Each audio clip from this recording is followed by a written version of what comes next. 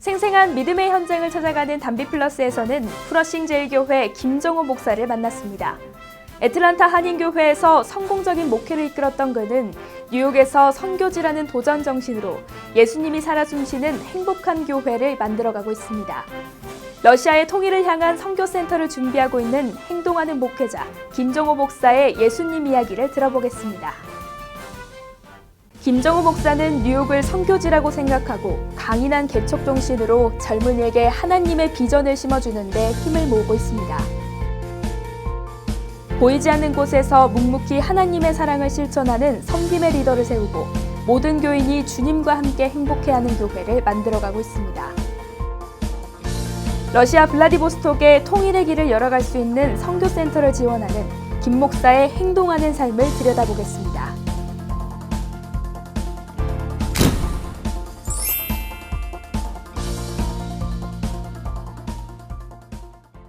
안녕하세요. 담비 같은 사람들입니다. 고난 가운데 축복이라는 말 많이 들어보셨을 텐데요.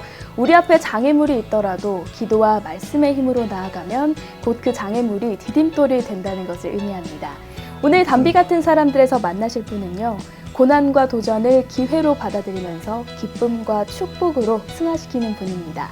늘 개척 정신으로 순종의 길을 걷는 분, 프러싱 제일교회 담임 김정호 목사님을 만납니다. 안녕하세요, 목사님. 예, 반갑습니다. 네, 목사님을 만나는 날을 축복하면서 하늘에서 오늘 담비가 내리고 있습니다. 네. 2017년 잘 시작하셨나요? 정신없이 시작했지만 그래도 괜찮게 시작한 것 같아요. 네, 오늘 너무 바쁘실 텐데 이렇게 시간 내주셔서 감사합니다. 예, 영광입니다. 네, 어떻게 짧은 시간이지만 참 1년 반 넘는 시간 동안 변화가 참 많았는데요. 어떻게 뉴욕 적응은 좀 공부는 많이 하셨는지 궁금합니다. 뉴욕이 생각보다 참 익사이팅한 데 같아요. 네. 처음에 한 두 달은 이런 데가 다 있나 그랬는데 네. 무궁무진하고 역동적이고 네. 어떻게 보면 정말 개척의 가능성이 많은 선교지라고 생각이 들어요. 참 좋아요, 저는요. 네, 목사님이 이제 프러싱 제일교회 오시고 나서 교회도 많이 안정되고 또 교인들도 새로 오신 분들이 많이 오셨잖아요. 참 어려운 점도 많으셨을 텐데 어떤 변화가 좀 있었는지 궁금합니다. 아는 분들은 아시겠지만 저희 교회가 좀 갈등 속에서 어려움이 교회 내분이 있어서 네. 제가 급하게 오게 된 건데 그런 면에서 제가 제일 강조한 거는 교인들을 행복한 교인들을 만든다. 네. 그래서 제일 많이 얘기하는 게 행복의 보편화 이런 얘기를 많이 하는데 그런 좀 생각의 방향을 네. 행복한 교회를 만드느라고 좀 애를 썼고 네. 어느 정도 열매들이 있는 것 같고 교인들도 행복해 하시는 것 같은 게 보여서 감사하죠. 참 이곳에는 너무나도 다양한 분들이 많아서 이렇게 그렇죠. 삶의 방식도 참 다양하잖아요. 그래서 행복의 보편화라는 게 참 중요하게 필요한 이곳인 것 같아요. 네. 좀 그러면서 목회하는 그런 방향이나 또 사역에는 또 어떤 것들을 좀 하시는지요? 그동안 와서 한 것이 한국 교회가 보통 성경 공부나 이런 건 많이 하는데 네. 실제적인 삶에서 예수님의 사람으로 사는 내용이 좀 부족한 게 있어서 믿음의 친구들이다 그래서 이제 4명씩 팀이 돼가지고 중풍병과 같은 삶의 기능을 못하는 친구들이나 네.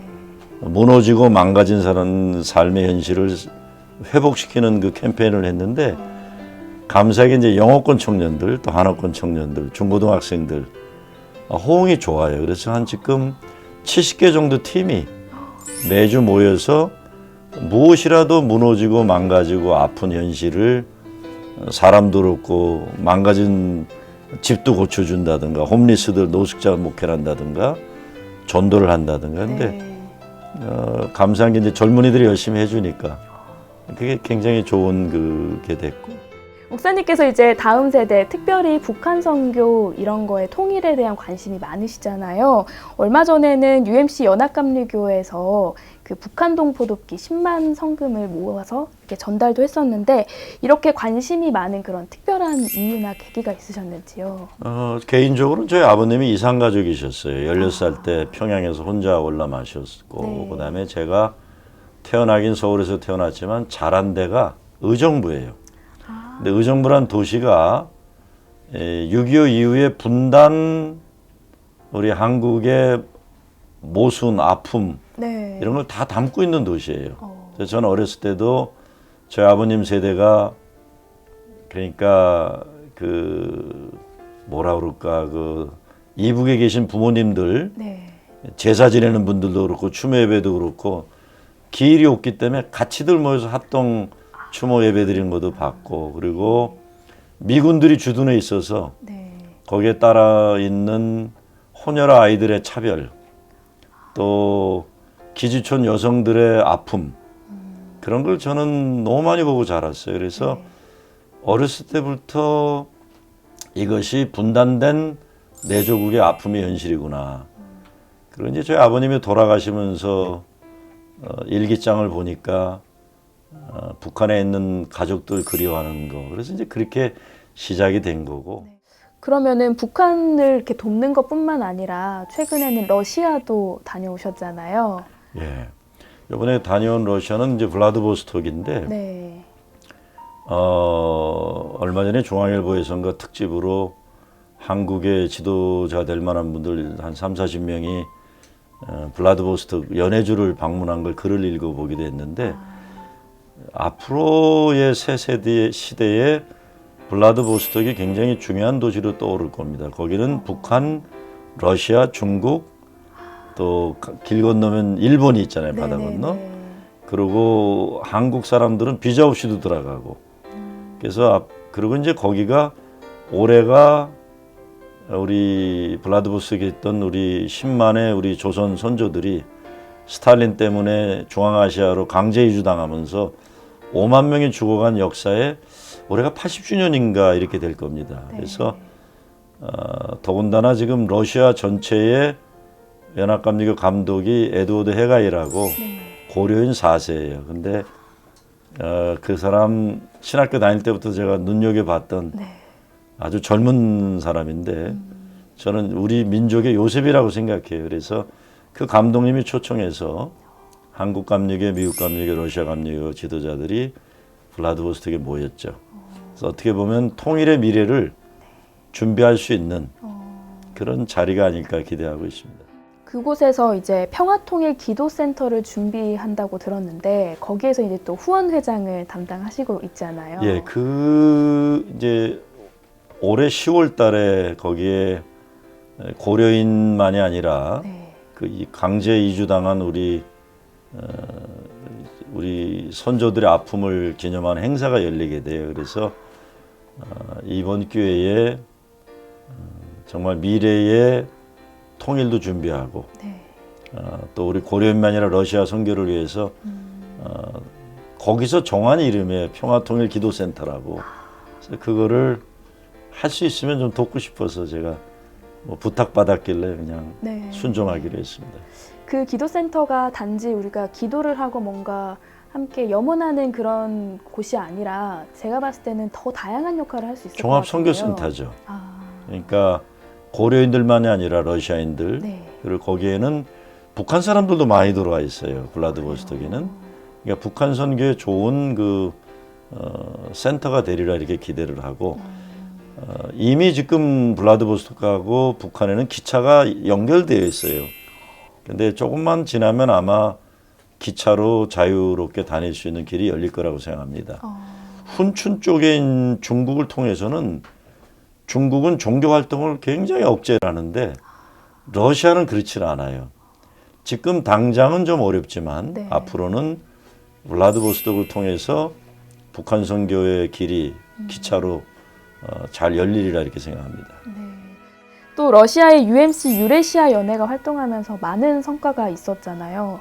어떤 것들이 좀 있었나요? 지금 가장 큰 거는 신학교가 세워져서 그건 상당히 크게 미국 감리교단도 투자를 했고 네. 한 100개 교회 정도가 이 교회가 세워졌습니다. 그런데 러시아 선교가 참 어렵긴 한데 네. 제가 유라시아 그 선교 후원 회장을 하는 그 이유 중에 하나는 러시아의 선교, 중앙아시아 선교는 우리 미국에 있었던 감리교 선교사들의 그 업적입니다. 네. 첫째 뉴욕에서 간 조영철 목사가 네. 소비에트 유니언 당시에 문이 안 열릴 때 모스크바 선교를 해서 또 돌아가셨지만 우리 박준성 목사님이시라고 러시아 선교하다 이제 돌아가셨는데 네.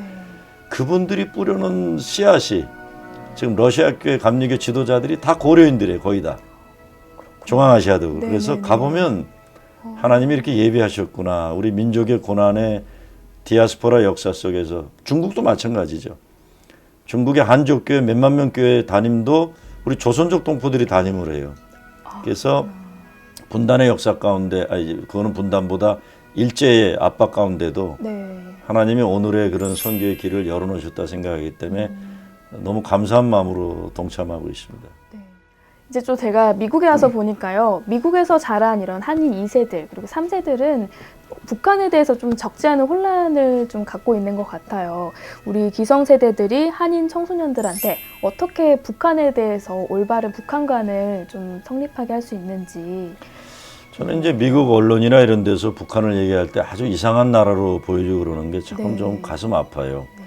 저는 목사로서 우리가 북한을 바라볼 때 하나님의 마음으로 예수님의 정신으로 바라보는 게 중요하다고 생각합니다. 그런데 네. 우리가 그동안 가지고 있던 이 생각 구조의 패러다임은 적대 관계하고 원수 관계인데 우리 2세, 3세들에게 그런 역사를 물려줄 수는 없다고 봅니다.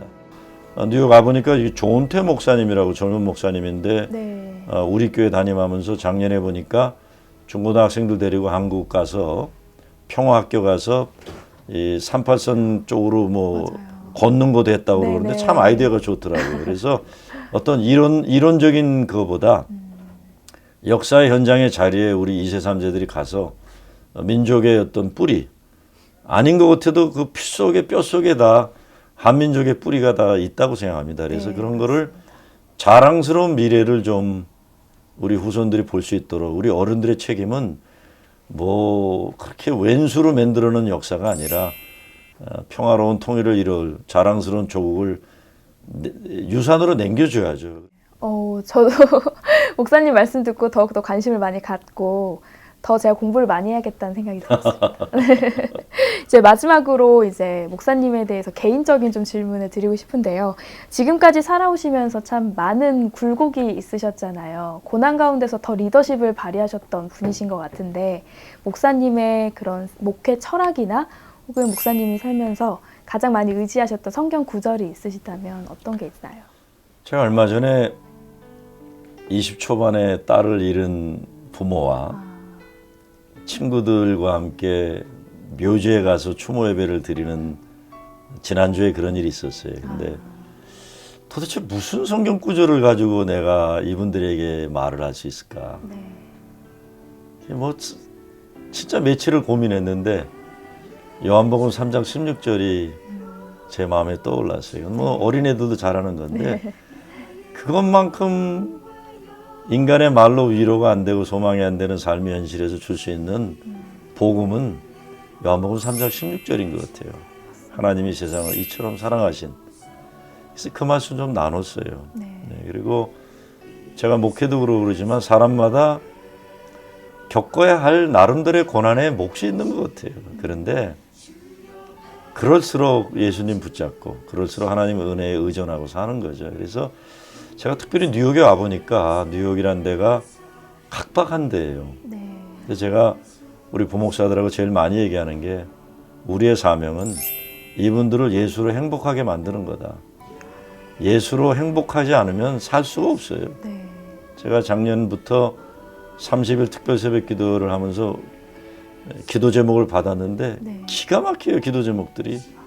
목사님 우리 아들이 방에 들어가서 3개월째 안 나와요. 어느 대학생 아이는 목사님 저 정신병에 걸렸는데 병원에서 못 치료받아요. 사람마다 갇혀있는 감옥들 무덤들이 있는데 저는 목사로서의 사명이 그걸 열어주는 거라고 보고 예수님 때문에 삶의 어떤 현실이 있어도 진짜 천하의 행복한 사람들로 저는 행복의 보편화라는 게 그거예요. 가정이나 자기 스스로 행복하기 어려운 사람은 네. 교회 공동체가 행복을 도와주는 거죠. 그래서 제 관심은 예수로 행복한 교회 되는 것. 그거죠. 참 어둠 속에서는 빛이 되고 또 가뭄 가운데서는 반가운 단비가 되고 그런 목사님이시라는 생각이 듭니다. 아유, 땡큐. 감사합니다. 참 시청자분들이 기쁘게 지금 이 인터뷰를 바라보실 것 같은데요. 네, 고마워요. 오늘 이렇게 말씀 귀하게 나눠주셔서 감사합니다. 예, 다음에 또 땡큐. 찾아뵙도록 하겠습니다. 감사합니다.